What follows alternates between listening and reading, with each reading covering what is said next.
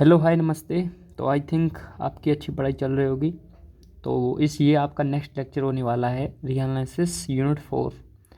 तो देखो यूनिट 4 में इससे पहले जितने भी हमने मान लो मैंने आपको थ्योरम टेस्ट जो भी मैंने आपको करवाया था, तो देखो सिंपली वो हमने फर्स्ट टाइप पर किए थे, यानी जिसको हम बोलते हैं first kind of improper integral. ठीक है, अब हम डिस्कस करने वाले हैं सेकंड टाइप, मान लो सेकंड काइंड का इम्प्रॉपर इंटीग्रल अब हम डिस्कस करने वाले हैं। तो जब इंट्रोडक्शन वीडियो आया था उसमें मैंने आपको तब क्लियर किया था कि फर्स्ट काइंड में क्या है। तो आपको ध्यान रखना है, अगर आपसे डायरेक्टली डिफाइन करने के लिए बोले क्वेश्चन में कि define improper integral of second kind, तो आपको ये पता होना चाहिए कि सेकंड काइंड में इम्प्रॉपर इंटीग्रल जो सेकंड काइंड का होता है वो किस टाइप का होता है। वो आपका रहता है सिंपली कि जो भी आपके पास इंटीग्रल पर जो रेंज दी होगी, मतलब जो लिमिट दी होगी, अपर लिमिट और लोअर लिमिट, ठीक है, सेकंड काइंड बता रहा हूँ अभी, ठीक है। तो जो लिमिट दी होगी वो आपकी अपर लिमिट और लोअर लिमिट वो फाइनाइट होगी। क्या होगी वो फाइनाइट होगी आपका, ठीक है। और जो फंक्शन होगा वो अनबाउंडेड होगा। कैसा होगा? अनबाउंडेड, ठीक है। और फर्स्ट में इसका उल्टा कर दो, जैसे आपकी जो लिमिट होगी, जो रेंज है वो आपकी इनफाइनाइट होगी, ठीक है। और जो फंक्शन है वो बाउंडेड होगा। ये तो दो ही टाइप के हमको पढ़ने हैं इसमें इम्प्रॉपर इंटीग्रल आपका। वैसे थर्ड टाइप भी होता है, जैसे मान लो दोनों ही केस, मान लो लिमिट भी इनफाइनाइट हो और फंक्शन भी अनबाउंडेड हो, उस टाइप का भी रहता है। पर लेकिन वो नहीं पढ़ना हमको, यही पढ़ने हैं दोनों, ठीक है। तो इसमें आपके कुछ इसमें भी कुछ टेस्ट हैं जो आपने पढ़े हैं ना, म्यू टेस्ट पढ़ा था उसमें भी, तो वो यहाँ पर भी पढ़ना है। पी टेस्ट जैसे वहाँ पढ़ा था आपने, यहाँ भी पढ़ना है। लिमिट, ठीक है, लिमिट टेस्ट जो या लिमिट कंपेरिजन टेस्ट बोलते हैं या लिमिट कंपेरिजन थ्योरम बोलते हैं, वो भी वहाँ पढ़ा था आपने, यहाँ भी पढ़ना है, ठीक है। तो वो सिंपली चीज़ें यहाँ भी डिस्कस करनी है आपको सेकंड काइंड में, ठीक है। और डिरिचलेट टेस्ट और एबल टेस्ट जो हमने डिस्कस किए थे वो आपके हमने फर्स्ट काइंड में, ध्यान से समझना है, ठीक है। जब भी क्वेश्चन आए चेक कर लेना कि रेंज फाइनाइट दी है या आपका फंक्शन बाउंडेड दिया या अनबाउंडेड दिया, उसी टाइप से क्वेश्चन को सॉल्व करना है, ठीक है, वही मेथड अप्लाई करके। तो अब हम डिस्कस करते हैं आपका improper integral of second kind. तो इसमें लिखना तो कुछ है नहीं, मैं पहले इंट्रोडक्शन वीडियो में लिख चुका हूँ, तो फिर इसमें क्यों ही हम टाइम वेस्ट करते हैं, हम सीधा चलते हैं। तो देखो आपके किस टाइप, देखो सेकंड टाइप में भी दो केस बन सकते हैं, आपके तीन केस बनेंगे, तीन। तो देखो केस नंबर 1 में क्या होगा, जैसे मान लो जैसे मान लो आपके पास लिमिट देगा क्वेश्चन, रेंज देगा, ठीक है। मैं एक बार लिख देता हूँ तब आपको एक बार क्लियर हो जाएगा, फिर क्लिक कर जाएगा माइंड में कि suppose f x is bounded, sorry bounded नहीं, अनबाउंडेड। हाँ, एफ एक्स इज अनबाउंडेड। आपका ये जो एफ एक्स है ये, एक minute, f x is unbounded at x equal to a in interval a b, then a to b f x d x is convergent if and only if, आपका देखो ये limit F silent tends 0 हो जाएगा a plus epsilon to b f x d x finitely exist. अब ध्यान से समझो क्या कहने वाला है इसमें हम। तो अब देखो सिंपली इसमें समझो ध्यान से, ये कहना चाह रहा है जैसे आपके पास ये इंटीग्रल दिया है, जैसे मान लो ए टू बी है, एफ एक्स डी एक्स है, इस टाइप का है, ठीक है।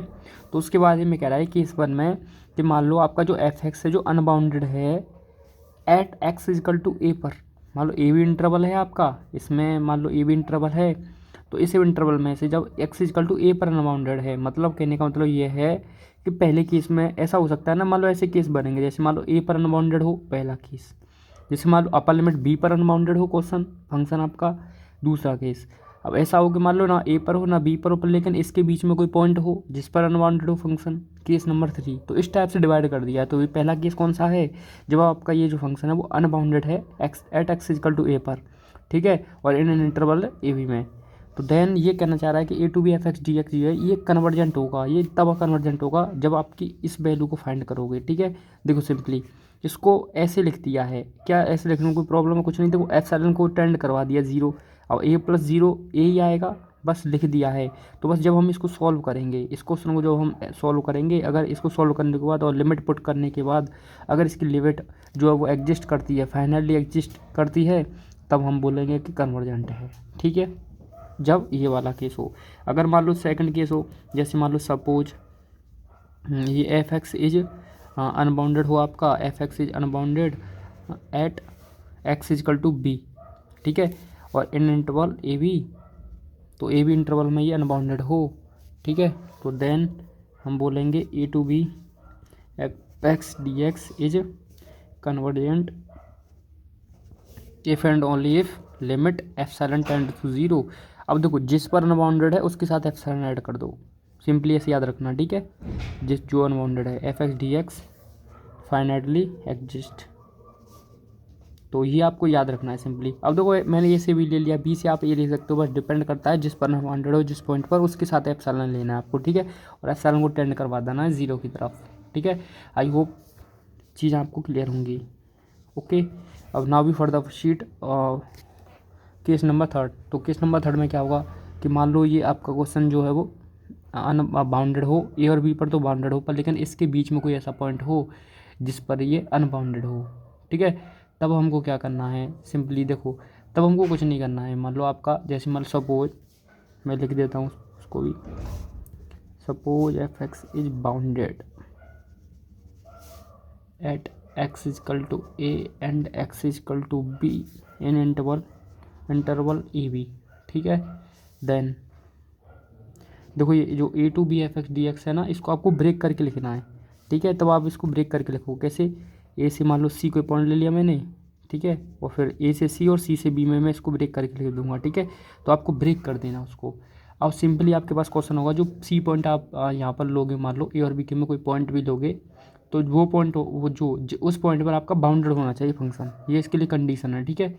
वी आर ए सी, ए और जो सी होगा ए और बी के बीच में होगा, और एंड जो एफ एक्स है वो बाउंडेड होगा सी पर। ऐसा नहीं है कि मान लो वही पॉइंट आपने ले लिया जिस पॉइंट पर ये अनबाउंडेड है, ऐसा नहीं करना है, उसी पॉइंट पर लेना है सी पर, ठीक है। फिर आप क्या करेंगे, सिंपली सी पॉइंट पर ले लोगे, जिस पर बाउंडेड होगा कोई पॉइंट ले लेना, ठीक है, फिर ऐसे सॉल्व कर देना उसको इस तरीके से, जो भी मान लो पैटर्न दोनों में से बन रहा होगा सब हम सॉल्व कर देंगे। तो ये है, जैसे अब देखो पहले का एग्जांपल देता हूँ मैं, केस नंबर 1 का एग्जांपल मैं आपको देना चाहूँ, जैसे इसका हम क्या एग्जांपल ले लें, जैसे मान लो 0 से 1 डी एक्स अपॉन एक्स ले लूँ।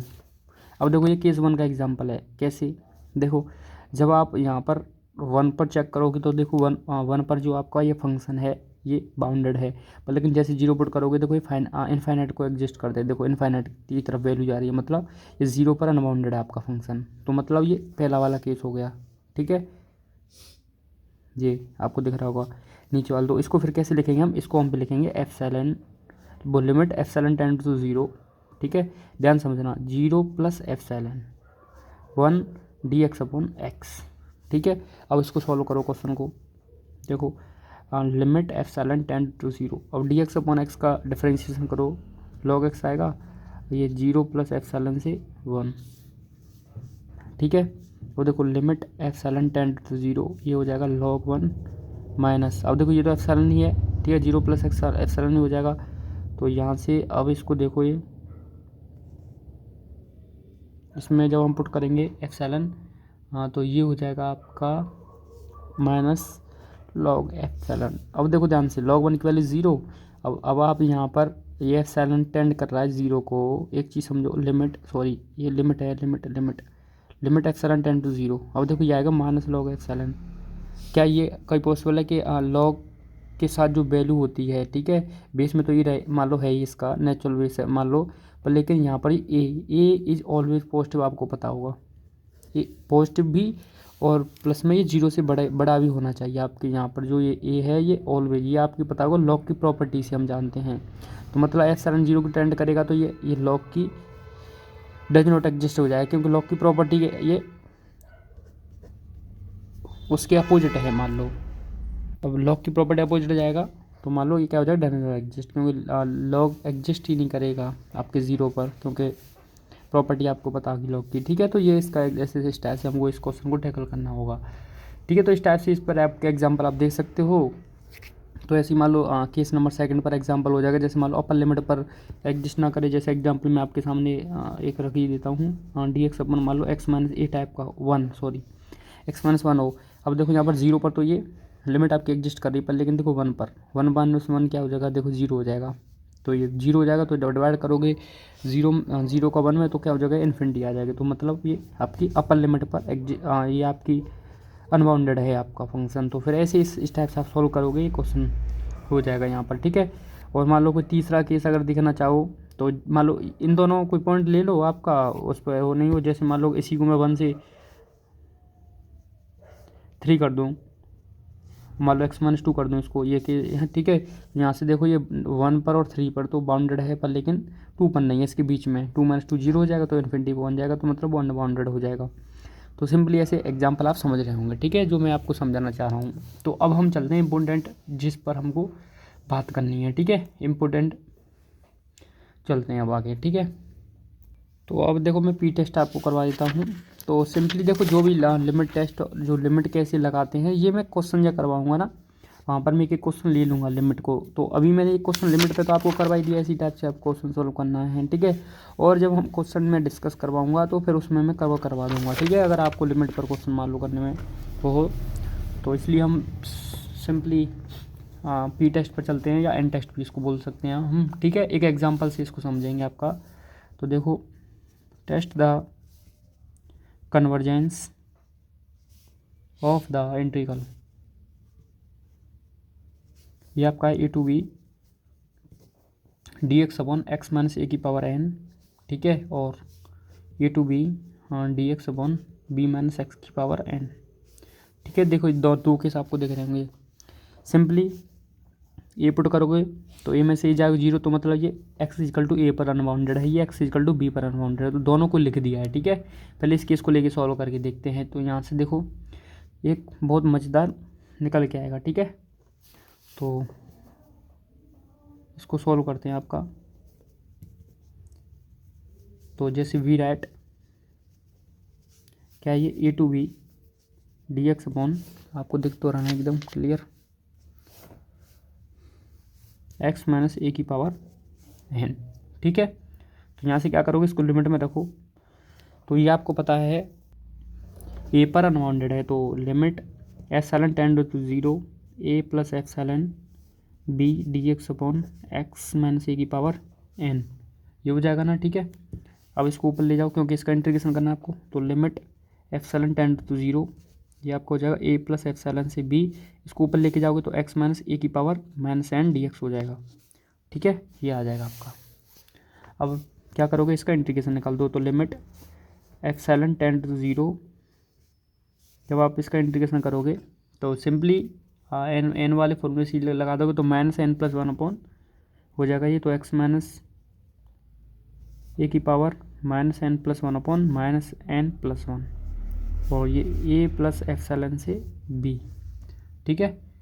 अब देखो ध्यान से, यहाँ आगे लिख देता हूँ लिमिट एप्सिलॉन टेंड टू 0। अब देखो इसको मैं बाहर निकाल देता हूँ 1 इसको, तो 1 - n लिख दूँ इसको, नहीं, और अंदर क्या हो जाएगा आपका x-a⁴, ये हो जाएगा 1 - n, ये हो जाएगी आपकी a + एप्सिलॉन से b पावर, ठीक है। अब आप लिमिट रख दो यहाँ पर। देखो limit epsilon tend to 0 1/1 - n, limit रखोगे यहाँ पर, देखो अब आप, तो b - a हो जाएगा, ये b - a⁴ 1 - n, यहाँ से ये रखोगे a + एप्सिलॉन, तो -a + एप्सिलॉन -a और 1 - n, ठीक है। देखो a से कैंसिल, तो क्या बचा, एप्सिलॉन बचा, तो लिख दो क्या बचा, limit epsilon tend to 0 1/1 - n। तो जब भी आपको देखो पी टेस्ट के प्रूव वैसे पूछता है नहीं, अगर पूछे तो ये आपका, ठीक है, ये हम जनरल केस लेके चल रहे हैं। अगर यहीं पर आपको मान लो x-5 कर दे, इस टाइप का क्वेश्चन दे दे, कोई भी आपको ये लिमिट दे दे, ठीक है, तो बस हम जनरल केस को प्रूव कर देते हैं, तो वो थ्योरम बन जाती है, सिंपली यही है। तो यहाँ पर देखो b - a⁴ 1 - n, तो यहाँ से क्या बचेगा, देखो ये से कैंसिल, ठीक है, ये क्या था आपका a + एप्सिलॉन था ना, हाँ ये a + एप्सिलॉन था आपका, तो ये हो जाएगा एप्सिलॉन की पावर 1 - n, ठीक है। देखो, अगर आप एक कन्फ्यूजन नहीं रखना है आपको, मैं एक कन्फ्यूजन यहीं अब क्लियर कर देता हूँ आपका। जैसे मान लो ये आपको यहाँ पर लिमिट कहीं बुक ऐसे मान लो किसी बुक में आपका ए माइनस एप्सिलॉन दिया होता है, ठीक है। किसी किसी बुक में मान लो ए प्लस एप्सिलॉन दिया होता है, तो इससे आपको कन्फ्यूजन नहीं होना है। जैसे अगर मान लो आप ए प्लस एप्सिलॉन यूज़ कर रहे हो तो फिर अपर लिमिट के लिए बी प्लस एप्सिलॉन यूज़ करना है आपको। अगर आप ए माइनस एप्सिलॉन से इसको सॉल्व कर रहे हो तो फिर आप अपर लिमिट भी बी माइनस एप्सिलॉन से ही सॉल्व करोगे, ठीक है। या तो एफ यानी मतलब अगर प्लस एप्सिलॉन ले रहे हो तो फिर दोनों केस के लिए वही सेम करना है, अगर माइनस वाला कर रहे हो तो फिर माइनस वाले से करना है, ठीक है। इसमें कन्फ्यूजन नहीं होना। अगर आप एप्सिलॉन को ऐड करो या सब्ट्रैक्ट करो कोई फ़र्क नहीं पड़ने वाला वैल्यू पर, क्योंकि एप्सिलॉन टेंड कर रहा है जीरो पर, तो एप्सिलॉन ही अपने आप खुद में ही बहुत छोटी वैल्यू रहेगी, ठीक है। तो इसलिए ऐड करो या सब्ट्रैक्ट करो दोनों केस के लिए रहता है ये। तो कहीं कन्फ्यूजन नहीं हो जाएंगे ए माइनस एप्सिलॉन, तो आप कन्फ्यूजन में रहेंगे मैंने ए प्लस एप्सिलॉन से करवाया है, ठीक है। ये सब तो एप्सिलॉन की पावर क्या हो जाएगा, ये 1 माइनस एन हो जाएगा आपका, बी माइनस ए की पावर ये इतना हो गया, ठीक है। अब सिंपली यहाँ पर देखो, आपको समझना है बस, यहाँ पर बस आप समझ जाओगे, आपको पता चल जाएगा, ठीक है। जैसे हमने किया था ना उसमें, सेम मैंने आपको करवाया था वहाँ पर, इसी में फर्स्ट टाइम में जब हमने किया था चीज़ें। तो देखो सिंस देखो बी और ए तो पता है आपको, ये तो फिक्स हैं, बी की कोई वैल्यू होगी, ए भी कोई वैल्यू होगी, ठीक है। और देखो लिमिट जिस पर है और चेंज वही होना है, आपको पता है कि लिमिट जिस पर, अगर आप लिमिट को इसके साथ लो कोई फ़र्क पड़ने वाला है नहीं, क्योंकि इसके साथ एप्सिलॉन नहीं है, तो एप्सिलॉन इसके साथ है तो बस इसमें ही चेंजिंग आएगा। तो इसी को चेक कर लेते हैं कि लिमिट क्या है, इस पर फ़र्क पड़ने वाला है लिमिट से, ठीक है। तो वही इसका रिजल्ट होगा। तो देखो since limit epsilon tends to zero, अगर एप्सिलॉन की पावर 1 माइनस एन लिख दूँ या माइनस एन प्लस 1 समझ लो, ठीक है। एक मिनट, क्या है ये 1 माइनस एन है, ठीक है। अब समझो, तो देखो इसकी वैल्यू आपकी, अगर इसको मैं देखो जैसे इसकी वैल्यू अगर जीरो होगी, इफ मैं लिख देता हूँ फिर मैं आपको क्लियर करता हूँ, ठीक है। देखो अगर ये अगर एन माइनस वन आपका जीरो से छोटा हो, ठीक है, और मतलब एन एक से छोटा हो, तो इस केस में देखो इसकी वैल्यू जीरो आएगी। क्यों? देखो अगर यहाँ से वैल्यू, अगर आप एन की वैल्यू एक से छोटी लोगे तो वन में से अगर एक से छोटी कोई वैल्यू लोगे, वन में से अगर मान लो आपने हाफ लिया आधा, तो उसमें से माइनस करोगे तो 1/2 आएगा, मतलब पावर पॉजिटिव ही आएगी। पावर पॉजिटिव आएगी तो मतलब एप्सिलॉन की पावर पॉजिटिव आएगी, तो एप्सिलॉन को टेंड करोगे तो जीरो की पावर पॉजिटिव जीरो ही आएगा, समझे। मतलब इसमें से अगर एन को आपने एक से छोटा लिया तो जो ओवरऑल पावर आएगी वो पॉजिटिव आएगी, ठीक है। पॉजिटिव पावर आएगी तो एप्सिलॉन जब यहाँ रखोगे आप एप्सिलॉन की पावर, तो जीरो की पावर मान लो पॉजिटिव होगी तो वो जीरो ही आएगा सॉल्व होने के बाद। तो मतलब मैं कह सकता हूँ यहाँ से पावर इसकी जीरो हो जाएगी, ठीक है। इसको केस नंबर 1 में डाल सकते हो आप सिंस, तो देयरफॉर, तो यहाँ से देखो फ्रॉम इक्वेशन 1, इक्वेशन नंबर 1 से देखो limit epsilon tends to zero 1/1 minus n, ये हो जाएगा आपका बी माइनस ए की पावर 1 माइनस एन, ये हो जाएगा जीरो। अब देखो ये जीरो हो गया। अब देखो ये तो आपको पता ही है, ये वैल्यू है, रियल वैल्यू है, तो मतलब ये वैल्यू आ जाएगी आपकी फाइनाइट, ठीक है। अगर ये वैल्यू फाइनाइट है तो आपको अभी बताया था फाइनाइट एग्जिस्ट करेगी लिमिट, तो को क्या होगा, वो कन्वर्जेंट होगा। तो हम यहाँ से बोल सकते हैं कि so a to b d x upon x minus a की power n is convergent, n is less than 1। इस केस के लिए क्या होगा, ये कन्वर्जेंट होगा। ध्यान समझना, एन एक से छोटा हो तो, ठीक है। अब मान लो केस नंबर सेकंड देखो, since epsilon limit epsilon tend to zero, अगर एप्सिलॉन की पावर अगर मैंने 1 माइनस एन ली, ये इनफाइनाइट आएगी। कौन से केस में, जब ये आपका, एक मिनट, ये मैंने क्या ले लिया था यहाँ पर, ये एन माइनस 1, ठीक है। एक मिनट यहाँ पर ये 1 माइनस एन था ना, तो मैंने यहाँ पर 1 माइनस एन लेना पड़ेगा ना। तो आपको कन्फ्यूज नहीं होना है, देखो मैंने एन माइनस 1 से चेक कर दिया है। मतलब कहने का मतलब बस सिंपल इतना है कि जब इस एप्सिलॉन की पावर 1 माइनस एन को आप नीचे लेके जाओगे तो ये क्या बनेगा, सिंपली एप्सिलॉन की पावर एन माइनस 1 बनेगा। तो आपको पता है पॉजिटिव पावर, ये नेगेटिव, ये आपका नेगेटिव पॉजिटिव हो जाएगा और 1 पॉजिटिव है नेगेटिव हो जाएगा, तो 1 एप्सिलॉन की पावर एन माइनस 1 बन जाएगा। तो फिर आप यहाँ से भी नेचर चेक कर सकते हो मान लो, ठीक है। क्योंकि अब ये सिंपली समझो ध्यान से कि देखो, अगर मैं यहाँ से ये मैंने नेचर चेक कर दिया इसका, कि अगर मान लो यहाँ पर एक चीज़ समझो, 1/एप्सिलॉन से आप चेक करोगे तो आपको ये समझना पड़ेगा कि आप यहाँ से सीधा limit epsilon tend to epsilon की पावर n-1 का नेचर चेक कर रहे हो, ठीक है। तो क्या मैं यहीं से चेक कर दूँ उसको या ऐसे, चलो आप कन्फ्यूज हो जाओगे, मैं समझा ही देता हूँ यहाँ से, ठीक है। क्योंकि मैंने n-1 चेक कर दिया और मैंने ये लेके देखे, ठीक है। तो अगर यहाँ से अगर हम देखो, मैं यही ले चेक कर देता हूँ आपको, मैं एप्सिलॉन की पावर n-1 ही ले रहा हूँ, ठीक है। ये इसको मैं अगर 1/, करूँगा तो ये n-1 हो जाएगा, समझ गए ना। क्या क्या है देखो, ये एप्सिलॉन की पावर 1-n है, नीचे लेके जाएंगे तो 1/, में तो n-1 हो जाएगी पावर, ठीक है। अब इक्वेशन 1 मान लिया, अब समझो ध्यान से, हमने ये एप्सिलॉन की पावर n-1 ले लिया, ठीक है। ये ज़ीरो होगा, कब ज़ीरो होगा देखो ध्यान से समझो, ये तब ज़ीरो होगा, आपको पता है कि जब आप n जो है 1 से 1 से ग्रेटर देन लोगे, तभी तो ये ज़ीरो रहे होगा ना। क्योंकि अगर जैसे ही ये नेगेटिव हुआ, अब आपको पता है जैसे ये पावर नेगेटिव होगी, नेगेटिव कब होगी, n जो है वो 1 से छोटा होगा। नेगेटिव होने से क्या है, फिर आप इसको नीचे लेके जाओगे, आपको पता है 5⁻⁻2 बराबर होता है 1/5 के।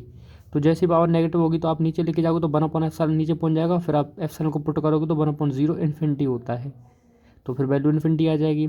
मतलब आपको वैल्यू ज़ीरो लाने के लिए n को क्या रखना पड़ेगा, 1 से बड़ा।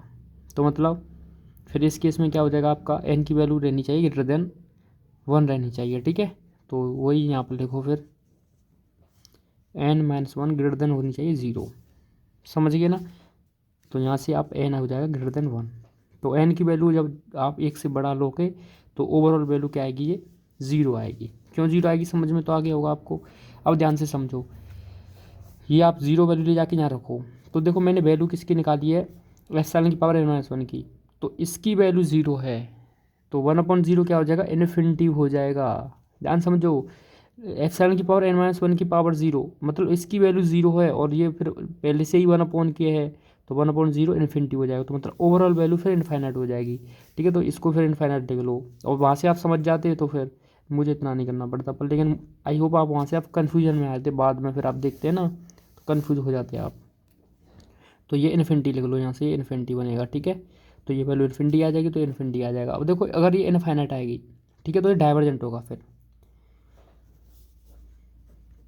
केस क्या है, n इज ग्रेटर देन 1। उल्टा ये देख लो, जब n इज लेस देन के लिए कन्वर्जेंट हो रहा था बस, लेकिन फिर सेकंड केस में वो यहाँ डिस्कस कर लेंगे, ठीक है। अगर मान लो ये आपका n-1 लेस देन हो 0 से, तो n इज लेस देन 1। अब आपको बताने की ज़रूरत भी नहीं है कि n को अगर 1 से छोटा लोगे तो ये वैल्यू पॉजिटिव रहेगी, ये सॉरी वैल्यू नेगेटिव हो जाएगी। अगर n को, एक मिनट, यहाँ पर आपको ये लेना पड़ेगा, ये नेगेटिव करने के लिए छोटा, ठीक है, ये बड़ा बड़ा लेना पड़ेगा यहाँ पर n को, ठीक है। तो n-1 हो जाएगा आपका, ठीक। तो ग्रेटर देन, हाँ हम n को लेंगे आपका 1 से छोटा, तो ये केस हो जाएगा। देखो यहाँ से कन्फ्यूजन मत होना, ये n-1 है, क्योंकि n-1 लेके चल रहे हैं ना आप, n-1 के लिए डिस्कस कर रहे हैं हम, 1 - n के लिए नहीं, क्योंकि उसके लिए तो फिर उल्टी हो जाएंगी सारी चीज़ें। तो जब n-1 इन्फिनिटी के बराबर होगा आपका, हाँ, और ये जब आपका n जो 1 से छोटा होगा, क्योंकि जब n छोटा होगा तो पावर नेगेटिव बनेगी, नेगेटिव बनी तो नीचे जाएगी, और जब एप्सिलॉन रखोगे तो 1/0 इन्फिनिटी होता है, ठीक है। ये है, तो आप नीचे ले जाना, तब फिर करना, कन्फ्यूजन नहीं रहेगा आपको बिल्कुल भी। ऊपर ले जाओगे तो फिर कन्फ्यूजन आपको बन सकता है, जैसे मैंने फिर दोबारा मुझको आपको करना पड़ा ना, तो एप्सिलॉन के बाद इन्फिनिटी हो जाएगा, ठीक है। तो ये केस फिर अगर ये इन्फिनिटी है तो 1/इन्फिनिटी 0 होता है, तो फिर ओवरऑल वैल्यू फाइनाइट आ जाएगी। तो therefore from equation 1 limit epsilon tend to 0, 1/1 - n b - a की पावर 1 - n, ये -0, ये हो जाएगी फाइनाइट, इक्वल टू फाइनाइट। तो ये वैल्यू फाइनाइट हो जाएगी, तो यहाँ से आप बोल सकते हो सो a to b dx/x - a की पावर n इज कन्वर्जेंट, जब n की वैल्यू 1 से छोटी होगी। अब देखो जब आप n इक्वल टू 1 के लिए सीधे डायरेक्टली सॉल्व करोगे, n की वैल्यू 1 रख दोगे तो dx/x का इंटीग्रेशन निकालोगे तो log a - x हो जाएगा। फिर वहाँ से आप सॉल्व करोगे तो अब वहाँ देखोगे n इक्वल टू 1 पर भी है, इसकी वैल्यू, चलो कर देता हूँ मैं इतने में, तो a टू b dx/ क्या हो जाएगा, x - a हो जाएगा, क्योंकि आपको पता है n इक्वल टू 1 है इसमें, इस केस में, ठीक है, क्योंकि 1 लेके चलेंगे ना। तो यहाँ से आप सीधा डायरेक्ट निकालो, इसका log x - a हो जाएगा a की पावर b। अब यहाँ log वो रख दो, वैल्यू रख दो, तो log ये हो जाएगा आपका, पहले upper limit b - a minus log a, ये हो जाएगा log 0। अब आपको पता है ये केस, ये कभी हो ही नहीं सकता ऐसा कि log 0 बन जाए आपका, ठीक है। तो ये अगर डज नॉट एग्जिस्ट हो गई आपकी, तो ओवरऑल वैल्यू क्या आ जाएगी आपकी, इनफाइनाइट आ जाएगी। ठीक है। तो आपको ये स्टेप लिखना ही नहीं है, ठीक है। यहाँ से सीधा डायरेक्ट इनफाइनाइट लिख देना। तो n=1 पर भी आपका ये क्या हो जाएगा, हाँ इनफाइनाइट हो जाएगा, ठीक है। तो मतलब हम यहाँ से कह सकते हैं, नोट देखो इम्पोर्टेंट एक चीज़ समझना कि यहाँ पर एक चीज़ आपको दिख रहा होगा अलग से कि n=1 पर ये डाइवर्जेंट है, ठीक है, और n=1 पर ये कन्वर्जेंट है। थोड़ा सा अपोजिट नहीं दिख रहा आपको? फर्स्ट काइंड में आपको पता था ना, n=1 के लिए कन्वर्जेंट था और n=1 के लिए डाइवर्जेंट था। तो कन्फ्यूजन नहीं बनना चाहिए, ध्यान रखना आपको, ठीक है। उसका उल्टा है थोड़ा सा ये, अगर आपको थोड़ा सा याद आ रहा हो तो, आई होप आपको ये याद ही आ रहा होगा ना, तो वहाँ पर आपको पता होगा कि ये थोड़ा सा उल्टा था, ठीक है। तो अब देखो जो सेकंड केस है आपका b-x, ये खुद से करना है, एक बार खुद से कर लोगे तो आपको प्रैक्टिस हो जाएगी। कुछ नहीं है, देखो जहाँ जहाँ x - a चला हुआ b-x होगा, बस वहाँ b-x होगा। सेम एज इट इज आपको एक्सएल की वैल्यू को निकाल के उसको दिखा देना कि 0 कब होगा, ऐसे चेक कर देना है, ठीक है। तो सेम रहेगा, कोई कन्फ्यूजन आपको नहीं रहना चाहिए उसमें। तो आई होप आपको वो सारी चीज़ें क्लियर रहेंगी, तो आप उस पर कर लोगे वहाँ से। तो इसमें देखो नोट करके आप, मैं लिख देता हूँ तो थोड़ा सा आपको कन्फ्यूजन ना है। देखो मैं कुछ इंपॉर्टेंट एक बात लिखता हूँ यहाँ पर, जो अभी बताइए वही लिख रहा हूँ, वैसे तो आप सेव करके रख लेना इस चीज़ को, ठीक है। आप भी आप कहीं साइड में लिख लेना इसको, dx/(n) था वहाँ पर, यहाँ पर मान लो जो I2 मान लो इसको a2 भी है, x-a⁴n है, ठीक है। तो वहाँ पर देखो पहला केस क्या था आपका, I1 इज कन्वर्जेंट, ठीक है। ये कन्वर्जेंट था जब इफ़ n=1, ठीक है। I1 इज डाइवर्जेंट, ये डाइवर्जेंट था जब n=1, पहला case. I2 is convergent if n=1, ठीक है। सेकंड केस के लिए I2 is divergent if n=1 के लिए। तो थोड़ा सा चेंज दिख रहा होगा, तो इसलिए मैंने लिख दिया है। ये देखो यहाँ पर कन्वर्जेंट 1 के लिए ग्रेटर देन रहता है, यहाँ पर ये लेस देन होता है आपका, ठीक है। तो ये थोड़ा सा डिफरेंस यहाँ पर रहता है, ये आप समझ पा रहे होंगे।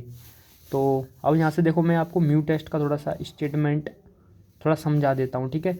और चीज़ें तो फिर मैं आज इसका प्रूव क्वेश्चन में फिर नेक्स्ट वीडियो में करवाऊँगा, क्योंकि ये वीडियो फिर थोड़ा सा और लेंथी हो जाएगा नहीं तो फिर देखो म्यू टेस्ट को मैं थोड़ा सा स्टेटमेंट समझा देता हूँ आपको, ठीक है। तो देखो इसमें भी वही सेम चीज़ें रहने वाली हैं। आपको पता है कि ये जो आपका जो f(x) है ये क्या होगा, अनबाउंडेड होगा x=a पर या x=b पर, ठीक है। ये दो केस रहेंगे। तो पहले x=a के लिए समझो क्या कहानी इसमें रहेगी। देखो इसमें क्या रहने वाला है, सिंपली आपका जो म्यू है, आपको पता है कि म्यू टेस्ट है तो म्यू पर ही खेल चलेगा, म्यू की वैल्यू ही देखते हैं हम। म्यू की वैल्यू से हमको पता चलता है कि कन्वर्जेंट होगा या डाइवर्जेंट होगा, ठीक है। तो उसके लिए देखो इसके लिए समझो ध्यान से कि आपका जो वैल्यू तो मैं बाद में बताता हूँ, पहले आपको करना क्या है वो समझो। आपको क्या करनी पड़ेगी, इसमें लिमिट चेक करनी पड़ेगी, लिमिट एक्सटेंड टू a(x-a⁴μ)f(x), ठीक है। जब आप इसकी वैल्यू को फाइंड करोगे, क्योंकि आपको पता है कि यहाँ पर ये जो x=a लेके क्यों चलेंगे, क्योंकि x=a पर ये फंक्शन हमारा क्या होगा अनबाउंडेड होगा, ठीक है। सही समझिए आप। तो अगर a पर अनबाउंडेड है तो x-a⁴μ आ जाएगी। अगर मान लो b पर अनबाउंडेड है तो फिर हम लिमिट एक्सटेंड टू b, ठीक है। b पर अनबाउंडेड तो एक्सटेंड टू b, फिर b-x आएगा आपका, b-x आएगा, x - b नहीं, b-x⁴μ(f(x), ठीक है। ये आपका यहाँ पर आ जाएगा। तो अब इसमें समझो ध्यान से, b-x⁴μ हो जाएगा, इतना करना है। फिर अब देखो जब आप इसकी वैल्यू फाइंड करो तो ये आपकी क्या आनी चाहिए, फाइनाइट आनी चाहिए, फाइनाइट एंड एग्जिस्ट। आपको पता फाइनाइट आएगी तो एग्जिस्ट करेगी, तो इसके लिए क्या आनी चाहिए आपकी, नॉन ज़ीरो, यानी जीरो नहीं आना चाहिए, एंड फाइनाइट आनी चाहिए। मतलब एग्जिस्ट कहने का मतलब वही है कि एग्जिस्ट करनी चाहिए आपकी limit non zero finite value हो, ठीक है। तो आप ऐसे चेक करोगे, नॉन जीरो फाइनाइट से एग्जिस्ट करोगे तो फाइनाइट के लिए आपको यहाँ से पता चलेगा कि म्यू की किस वैल्यू के लिए फाइनाइट है हमारी ये लिमिट, पता चलता है ना वहाँ से हमको। तो फिर हम म्यू की वैल्यू, अगर आपकी ध्यान समझो, अगर म्यू की वैल्यू 0 और 1 के बीच में है, अगर म्यू की वैल्यू 0 और 1 के बीच में है, मतलब कहने का मतलब जी है यही है आपका μ<1 है, 0 से तो बड़ा होगा ही आपको पता है। तो पर लेकिन 1 से छोटा है, म्यू इज लेस देन 1, तो उस केस में आपका क्या होगा, ये कन्वर्जेंट होगा। सही पकड़ा आपने। अगर म्यू की value greater than equal to 1 है तो उस केस में डाइवर्जेंट होगा सिंपली। तो आपको थोड़ा सा ये मैंने आइडिया दे दिया कि एक्स माइनस ए की पावर म्यू आपका एफ एक्स चेक करते हैं हम, फिर वहाँ से हमको पता चल जाता है कि जो हमारे पास फंक्शन दिया है वो कन्वर्जेंट है डाइवर्जेंट है। तो सिंपली ये चेक करना होता है हमको, ठीक है। जब आपका एक्स इजकल टू ए पर आपकी बाउंड अनबाउंडेड हो और एक्स इजकल टू बी पर अनबाउंडेड हो तब ये करते हैं, मतलब अपर लिमिट पर होगा तो अपर लिमिट में से एक्स को माइनस करके की पावर म्यू करते हैं, एफ एक्स का मल्टीप्लाई करते हैं। अगर इसकी वैल्यू नॉन जीरो फाइनाइट के लिए कि म्यू की किस वैल्यू के लिए आपका ये जो लिमिट नॉन जीरो फाइनाइट है, क्यों म्यू की किस वैल्यू के लिए, वहाँ से फिर म्यू की वैल्यू फाइंड होती है, वहाँ से आप पता चल जाता है कि म्यू कन्वर्जेंट होगा डाइवर्जेंट होगा, ठीक है। तो इस पर क्वेश्चन अप्लाई करेंगे तब हम आपको एकदम क्लियर हो जाएगा। तो इसका नेक्स्ट वीडियो में फिर मैं आपको म्यू टेस्ट और थोड़ा सा कंपेरिजन टेस्ट के बारे में डिस्कस करेंगे और इस पर क्वेश्चन लगा लेंगे। तो म्यू टेस्ट पे क्वेश्चन ज़्यादा आने के चांसेस रहते हैं, तो इसमें मैं 2 से 3 क्वेश्चन आपको करवाऊँगा म्यू टेस्ट पर, ठीक है। फिर उसके बाद लास्ट 2 वीडियो में फिर हम इस थ्योरम को इस आपकी यूनिट को बिल्कुल फिनिश कर देंगे, ठीक है। गामा और वो सारी चीज़ें फिर रह जाएंगी, सारा फिनिश हो जाएगा आपका। फिर हम चलेंगे आपके यूनिट 5 या यूनिट 3 में से किसी एक पर। बस अगर वीडियो अच्छा लगा हो तो लाइक सब्सक्राइब एंड शेयर।